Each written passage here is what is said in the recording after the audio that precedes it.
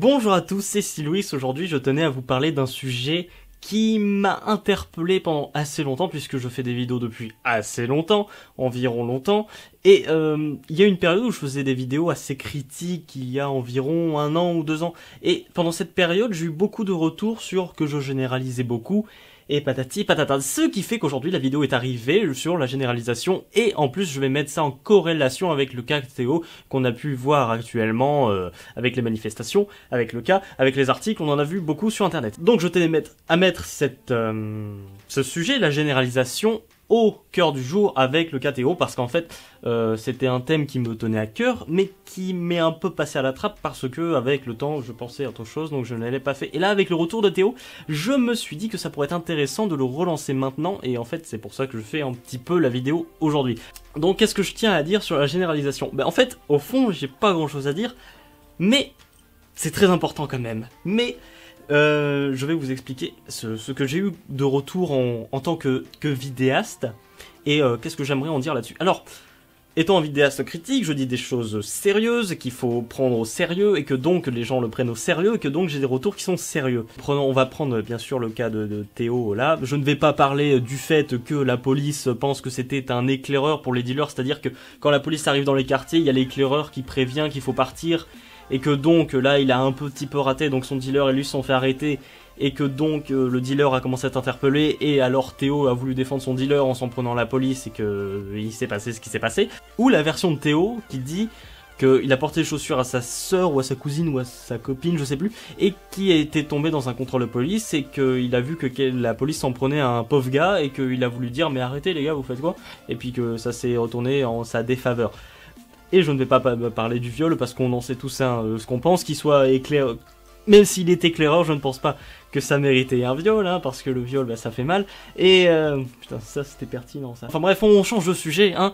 Enfin pas vraiment, du coup. Sur la généralisation. Alors, qu'est-ce que je veux dire sur la généralisation?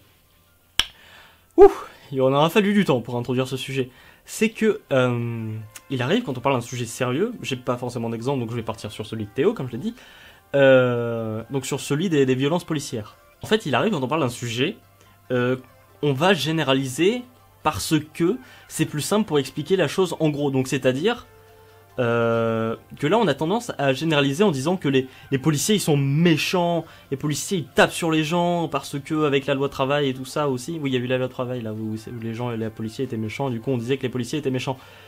Et en fait, on commence à généraliser le fait que la police est méchante ou la gendarmerie est méchante, ce qui fait qu'on arrive à dire que la police est méchante et que limite il faut s'insurger contre la police ou la gendarmerie, ce qui fait que place Péberlan à Bordeaux, il y a le bureau de recrutement de la gendarmerie nationale qui a été cassé et les vitres sont pétées, hein, donc ils ont du tout rebouché par des mecs qui sont masqués. Et là il y a un truc qui m'est venu, hein, ça vous viendra peut-être comme un suppositoire comme pour moi, ou peut-être que ça vous viendra pas du tout et que du coup je suis quand même obligé de le dire. Est-ce qu'un mec mérite de se faire taper pour les bêtises de son pote, qui se connaissent même pas d'ailleurs, hein? C'est-à-dire que imaginez que vous êtes un étudiant et il y a un étudiant qui fracasse la tête de son prof avec une table. Est-ce que vous pensez que les profs ont le droit de venir vous défoncer, vous qui n'avez visiblement rien fait, de péter votre salle d'études, votre maison, enfin, non, est-ce que vous pensez juste et légitime de vous faire péter la gueule parce que un de vos frères, qui n'est ni de sang, c'est juste frère de statut, a fait une connerie?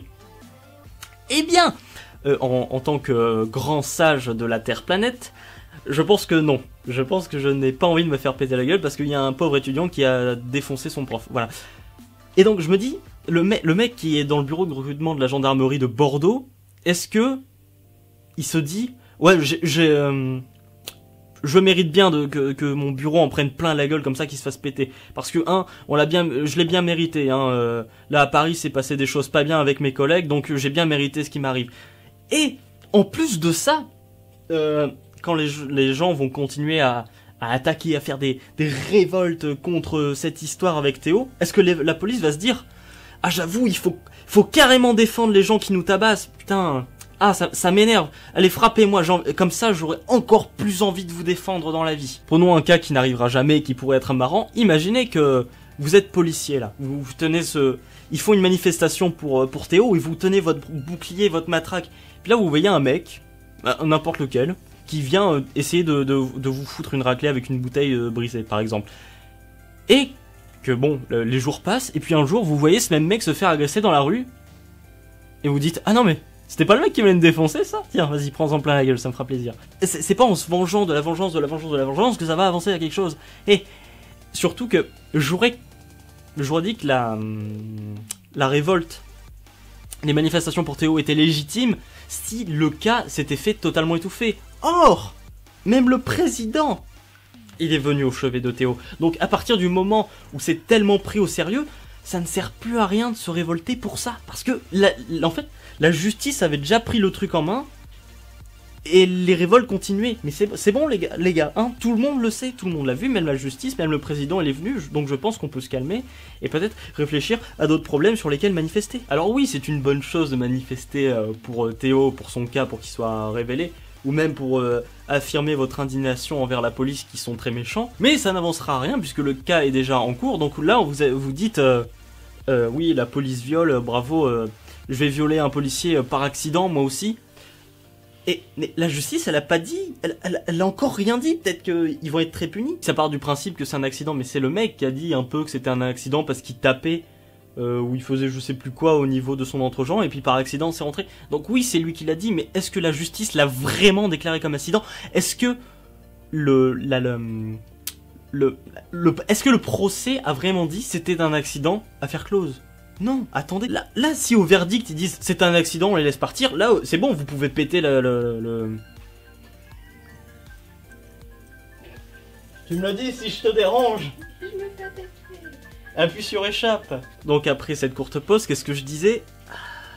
Oui, si le procès vire à dire oui c'était un accident, là vous avez le droit de péter le tribunal, de foutre le bordel, mais c'est pas la peine de foutre le bordel avant que le problème soit posé, parce que le premier problème qui était du viol, il a déjà été pris en compte, donc déjà c'est pas la peine de se révolter pour ça, et c'est pas la peine de se révolter pour l'injustice, puisque l'injustice n'a pas encore été placée. Bon, maintenant que j'ai parlé beaucoup du cas de Théo, on va un peu revenir sur la généralisation. Il peut arriver que vous parlez d'un sujet sérieux, comme je l'ai dit tout à l'heure, et que vous ayez besoin de généraliser. Donc, vous allez mettre en général tout le monde dans le même panier, et considérer que tout le monde est pareil sur ce point du sujet qui sont dans le panier. Et quand vous faites une vidéo sur ça, en généralisant pour simplifier votre point de vue et l'expliquer, il y a toujours quelqu'un qui va te dire « Oh mais tu généralises, moi je suis pas comme ça » ou « Oh il y a des gens ils sont pas comme ça ». Non mais faut arrêter de généraliser, on n'est pas tous les mêmes, ok? Parce que quand tu fais une vidéo pour exprimer ta pensée, donc t'as besoin de généraliser, mais il y a toujours quelqu'un qui va te rappeler que c'est pas bien de généraliser parce que lui il est différent, sauf que en tant que vidéaste, hein, il faut faire des vidéos courtes. Déjà, moi j'ai du mal à faire ça, d'accord? Je veux parler d'un petit sujet, il a fait 15 minutes. Mais si en plus, il faut que je prenne chaque cas qui n'est pas généralisable parce que t'es différent, j'espère que vous aimez les vidéos de 1 heure, 2 heures, 3 heures, parce que hein, faut que j'invente des cas aussi, donc sinon, je vais préparer un sujet, je vais dire, vas-y, mets ton cas dans les commentaires, comme ça je le prendrai en compte dans la vidéo et je te dirai qu'est-ce que j'en pense. Et puis tu vas me dire, non mais moi j'ai pas fait comme ça et ça va très bien, et je vais dire, bon bah c'est bien, bah t'avais pas besoin de mettre ton... À partir du moment où quelqu'un généralise, c'est qu'il sait qui généralise, à part si ça part... Oh putain, qu'est-ce que c'est chiant comme sujet. En général, on généralise, voilà, c'est très bien dit, c'est très joli, parce qu'on ne peut pas savoir le cas de tout le monde. Et c'est pas la peine de rappeler que personne n'est pareil, parce qu'on sait que tout le monde n'est pas pareil, à moins que vous ayez besoin de le rappeler à quelqu'un qui soit totalement stupide, et je sais que ça arrive certainement au cours de la vie, mais ne vous inquiétez pas, pour mon sujet, j'arrive à comprendre que personne n'est pareil. Hein, regardez je pense être au courant, regardez, vous avez vu la touffe de cheveux que j'ai là? Si tout le monde l'avait, hein, je pense que j'en serais au courant, voilà. Je vais parler pour tous les vidéomakers, arrêtez de commenter, arrête de généraliser. Parce que oui, j'ai besoin de généraliser pour expliquer les choses simplement, parce que il faut expliquer les choses simplement, parce que si tu pars dans tes explications bizarres et incompréhensibles parce que tu sautes de cas en cas, ça devient insensé, ça n'a plus de lien. On me l'a déjà dit dans un de mes commentaires, qui c'est qui me l'a dit, je ne sais plus, que j'ouvrais des parenthèses, que je fermais pas, et que je continuais comme ça, parce que je partais dans un cas, puis j'allais dans l'autre, puis j'allais dans l'autre, puis j'allais dans l'autre, et au final...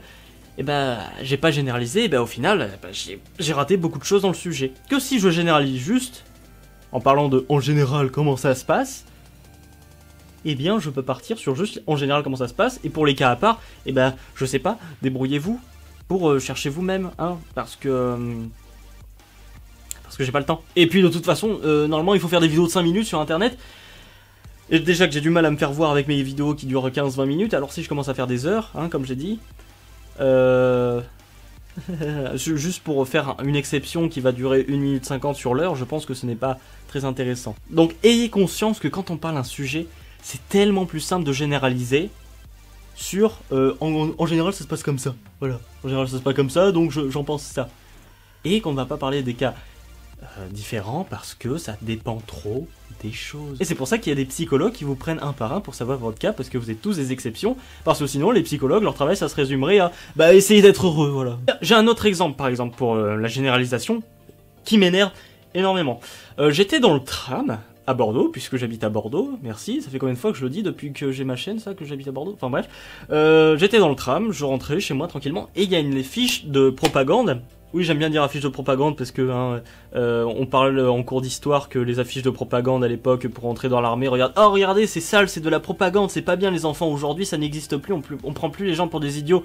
Sauf que hein, je me balade dans Bordeaux, voilà, comme j'ai dit encore avant, et je vois une affiche, l'armée recrute, venez, et puis on voit combien de pubs, oh l'armée recrute, venez, si c'est pas de la propagande, dites-moi ce que c'est, hein, voilà. Enfin bref, donc il y avait une affiche qui représentait des stations de tram avec un terminus. Donc tout le long, on voyait, mais qu'est-ce qu'il fait le mec, putain, il a l'air crispé, est-ce que je dois faire quelque chose, personne ne fait rien. Et avec, au bout de la ligne de tram, un écrit, stop, ça suffit. Donc, quand on le lit, hein, on se dit, ah oui, tiens, si quelqu'un se sent pas bien et qu'il se sent un petit peu harcelé, faut essayer d'établir le contact visuel et essayer d'intervenir pour l'aider. Et le jour, moi je sais que si un jour je me décide à intervenir, parce que j'ai jamais encore vu ce cas, mais si un jour ça arrivait et que j'interviens, la fille va me dire non mais calme-toi, c'est mon copain, il va faire bonjour, je suis son copain. Et en fait je vais avoir l'air con, et je vais me sentir très gêné. Enfin bref, et imaginons que le cas est réel, ça prend en compte le moment où tu hésites à intervenir. Et donc c'est un peu pour faire réagir les gens pour qu'ils interviennent sur ce genre de truc. Et donc ça parle en général du harcèlement sexuel subi par les femmes dans les transports en commun. Et sur cette affiche, donc l'affiche hein, en général, j'ai rien à redire dessus, voilà c'était une affiche, à part que les affiches ça fait... Moi aussi, je sais pas si elle est efficace, parce que moi j'ai déjà cette mentalité dans la tête d'essayer d'aller... de réfléchir à comment je pourrais faire, même si ça m'est pas encore arrivé, comme je l'ai dit. Mais ça sert à faire réagir, donc c'est intéressant, hein, même si ça sert à rien... Si elle sert si dans le cas où elle ne sert à rien, c'est pas grave, c'est bien essayé quand même. Je vais pas les critiquer pour ça, hein. Ça fait pas de mal. Quelque chose qui fait pas de mal, pourquoi pas le laisser, voilà. Mais sur cette affiche, il y avait quelque chose de rajouté au stylo. Et ce truc au stylo, ça va reprendre le cas de généralisation, c'était écrit « et les hommes aussi », parce que les hommes subissent du harcèlement sexuel par les femmes. Alors, oui, en général, ça a tendance à faire sourire. En général, vous avez vu, parce que vous n'êtes pas en général, vous êtes une exception, et vous savez très bien que les hommes subissent des harcèlements sexuels par les femmes. Haha. Et donc, ça nous fait pas rire. Mais, bien sûr, il y a des gros bofs dans cette planète qui vous diront « Non, mais attends, une femme qui t'harcèle, qui te touche la bite, tu la prends, tu l'encules, pas de problème, mon frère. » Et voilà. Donc, ça m'a un peu énervé parce que on parle on généralise avec une affiche ce qui se passe en général. On généralise. Donc, on parle des femmes qui sont généralement les plus harcelées dans les transports en commun. Mais il fallait quand même qu'il y ait un mec qui se dise « Non mais attends, ils nous oublient nous les hommes ou quoi, on n'existe pas, vas-y je marque. Et les hommes aussi, attends, on existe nous. » Mais oui, sauf que là ça prenait le cas général, on généralise mon petit chou. Donc oui, si tu veux, on peut parler du harcèlement sexuel sur les animaux aussi, si tu veux qu'on fasse tous les cas. Mais t'inquiète pas, ton cas il est pris en compte. Mais il est très peu commun, donc on va l'oublier, sinon on va mettre des affiches partout. Ça va être chiant, ça va prendre de la place. Donc, en conclusion, arrêtez d'être chiant sur la généralisation. Si on généralise, c'est pour simplifier le message.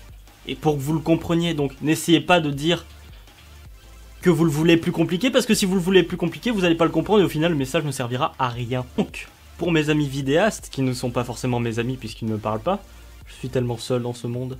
Et pour vous en général dans vos conversations, pour éviter les gens chiants, dites, en généralisant, généralement, si on généralise, voilà, précisez-le parce que c'est chiant.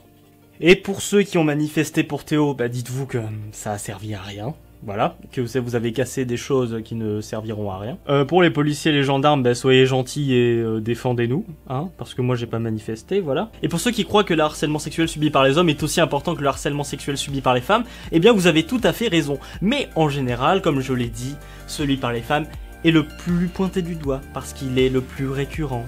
Et donc ce qui est récurrent doit être nettoyé. Une fois nettoyé, nous passerons à la tâche suivante, comme pour l'affaire Théo. Et donc je vous dis, et j'espère vous retrouver sous la prochaine vidéo. Ciao!